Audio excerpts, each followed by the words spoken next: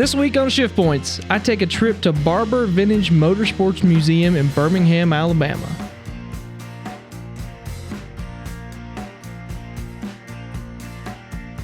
Now, I've never claimed to be a motorcycle guy by any means, but if you are, then this museum is for you. Barber houses over 1,000 motorcycles on the property, but that's not all, so make sure to stay tuned in to see what all you can experience here. Out of respect of the museum, I'll be highlighting some of my favorite parts, but by no means would I, or even could I, cover everything you will see here at the museum. So I highly encourage everyone to make their way here to find their favorite parts.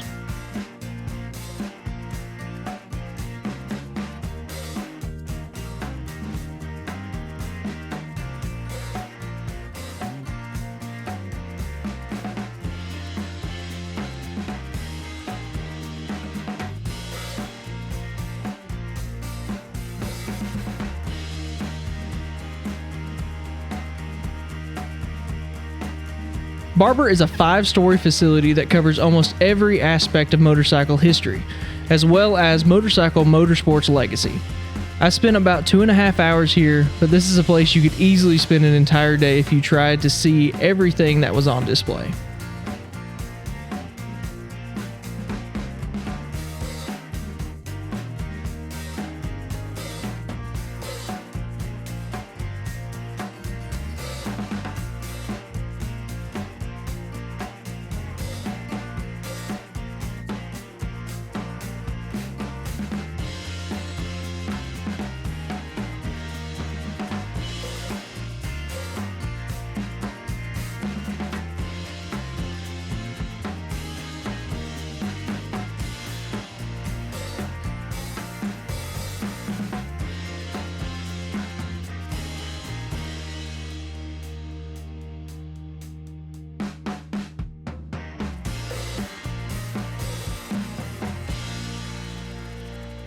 Now, first up on my favorites is this 2003 100th anniversary Harley V-Rod.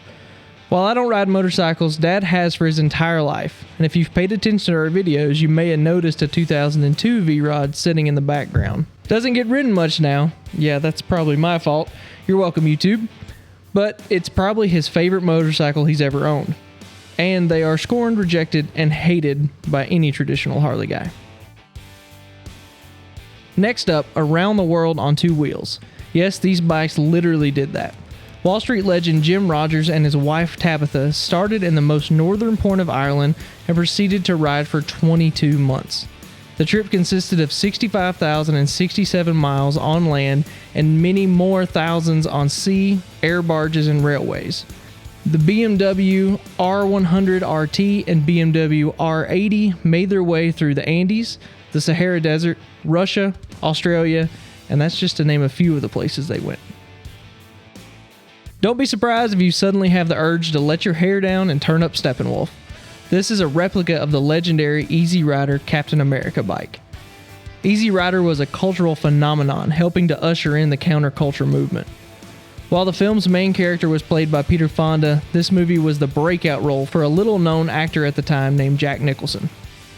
There were 2 bikes built for this movie, and one was destroyed in the final scene, and the other was later disassembled for parts. If only they'd realized what an impact that little film would have on motorcycle culture forever.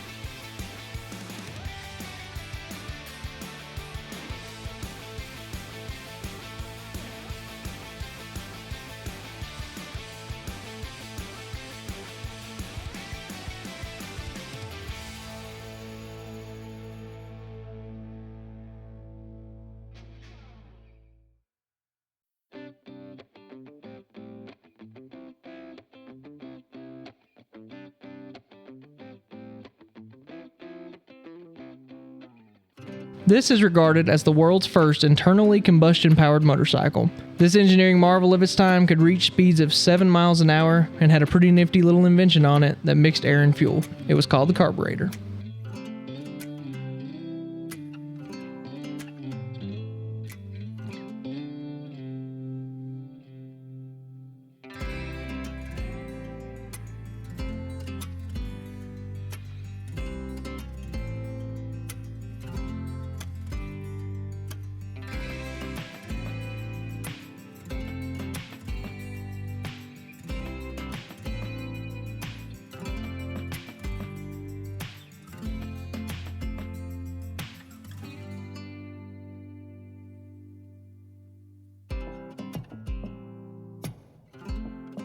Board track racing. Never heard of it? Me either. Conducted in the 1910s and 20s, this style of racing was held on tracks built entirely out of wooden planks. The tracks ranged in sizes from a half mile to 2 miles, and that's not even the craziest part. The turns could have up to 45 degrees of banking. Speeds of over 100 miles an hour were common in the later years of these events.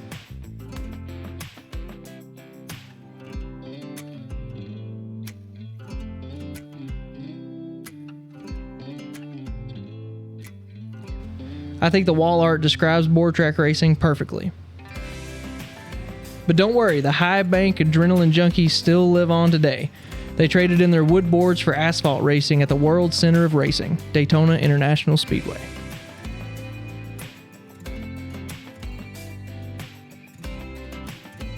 For those that hung around to see what Barber housed other than motorcycles, you've officially made it. Barber has an extensive collection of cars dedicated to Colin Chapman and his work at Team Lotus. If you don't know about Team Lotus, let me catch you up. From 1958 to 1994, Lotus won 7 Formula One Constructors Championships, 6 Drivers' Championships. The Lotus machines were driven by drivers like Nigel Mansell, Mario Andretti, Ayrton Senna, and arguably the greatest racing driver of all time, Jim Clark.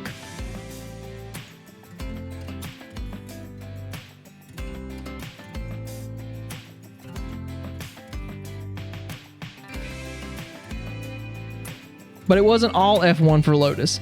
They brought multiple designs to the Indianapolis 500 over the years, including this car, the Type 64. The Type 64 was 4-wheel drive. It was driven by Mario Andretti during practice sessions, but was crashed due to a failing wheel hub assembly. The other 2 cars were retired because of this issue, and the Lotus Type 64 was sent back to England, where it would never officially compete in any race. One of the components that made this car special was the turbocharged 2.6-liter Ford 4-cam engine.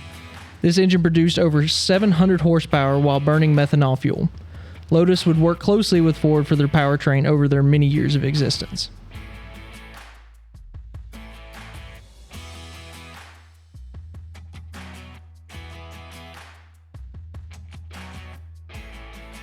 On top of their performance in Formula One, Lotus would produce some of the most iconic liveries in all of motorsports.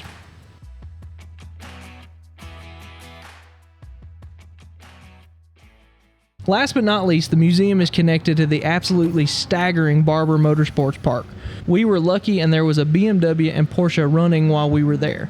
These 2 bridges are only accessible by the museum. Sit back and appreciate the sights and sounds of Barber Motorsports Park.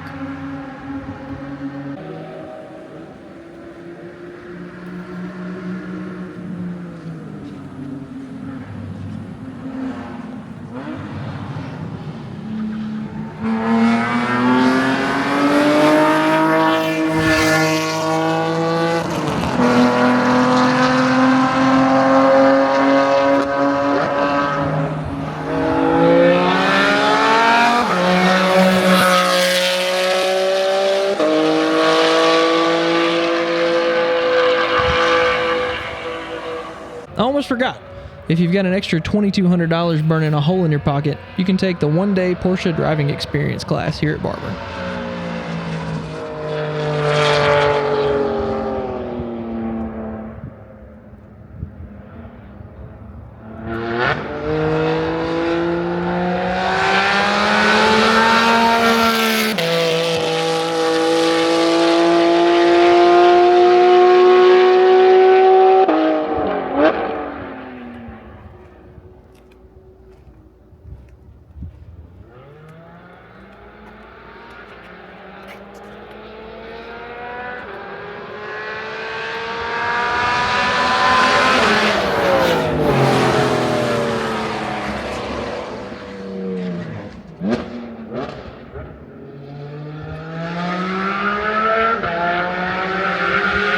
I hope you guys enjoyed this as much as I did, and I also hope you'll take some time to head to the Barber Vintage Motorsports Museum. There's something for everyone here, whether you're in town for work like I was, or you're coming here specifically for the IndyCar race at Barber. As always, thanks for watching. Make sure to hit subscribe and follow Shift Points on Facebook and Instagram. See you guys next week.